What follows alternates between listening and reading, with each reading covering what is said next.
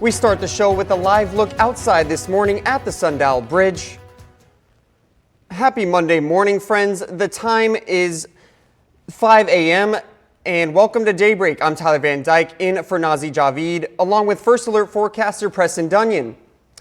Starting us off with our first look at the forecast. Good morning, Preston. How are you? And is it looking like it's going to be another nice week here, Preston? Yeah, Tyler, good morning. It feels like fall out there, and I'm loving it. I'm excited to get, continuing on that feeling because it's meant good news for fires out there. We take a quick look at the park fire. We don't have to zoom in for any real detail because notice no new hotspots across the entire perimeter. You still see some little pockets out there where there are holes in the perimeter, and that might be where those hotspots were at the end of last week, but we haven't seen anything new there, and that's a big positive. Now, we shift you out a little bit further to the north and to the west to the Boise fire. We talked about this one being very active at the end of last week. And you do see that fairly extensive perimeter out there with little runs here and there, but also pretty quiet in terms of activity. Notice just a few hot spots on that south flank of the fire away from Orleans and still pretty good distance from 96 and everything else along that way. And of course, no new growth towards Soames Bar. So that is a positive. Again, that rain out there that happened on Saturday, definitely a big positive. We did see a couple lightning strikes, start some small fires in a few spots, but in terms of major activity, that rain was beneficial. And we appreciate seeing something like that here in kind of still the middle of fire season. With all that quiet fire activity comes no real smoke out there. You're really not seeing a whole lot. Maybe the very lightest of haze out to the east, but that might be from fires in Nevada because we're not really seeing anything coming off of our own fires here in the Northstate, and that continues through into your Tuesday. It's been a long time since we've had those uniformly good clear skies, and we are going to continue to see that out there. As we take a quick look at those temperatures across the region this morning, running cool once again and feeling like fall. Like I said, we'll talk about how long that lasts and if we got another shot at rain coming up real soon. Thanks, Preston. We begin this morning with the latest info on the Boise fire in Humboldt County.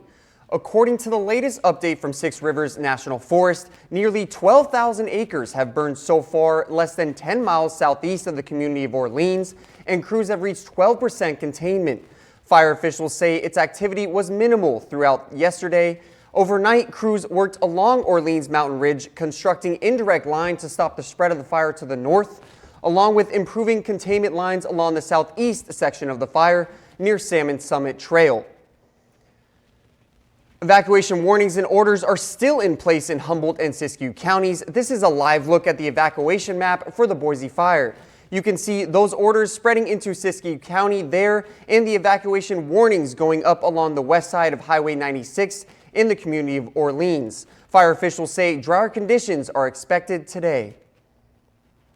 In Tehama County, CAL FIRE has been making good work on the park fire. Happening this morning, CAL FIRE Incident Management Team 6 will take over the leadership on the park fire. They'll continue with containment, fire suppression repair, and community safety efforts. According to the latest update from CAL FIRE, containment on the park fire has reached 51%. Evacuation warnings and orders continue to be reduced as people return home. Firefighters put out a fire that burned 23 acres in South Oroville Saturday afternoon. CAL FIRE says crews were called to a grass fire near industrial property off Baguette, Marysville, and Ophir Roads. Strong winds challenged crews, but they were able to stop the spread before it damaged any structures. Officials say crews had to contain several spots that cross containment lines, but kept the fire contained within the roads in the area. Thunderstorms blasted rain and lightning across the Northstate Saturday, causing some small fires. The CAL FIRE Siskiyou unit says they have been responding to multiple lightning fires. There are no new fires on state lands, but crews have been assisting the U.S. Forest Service with 3 lightning fires in the Klamath National Forest.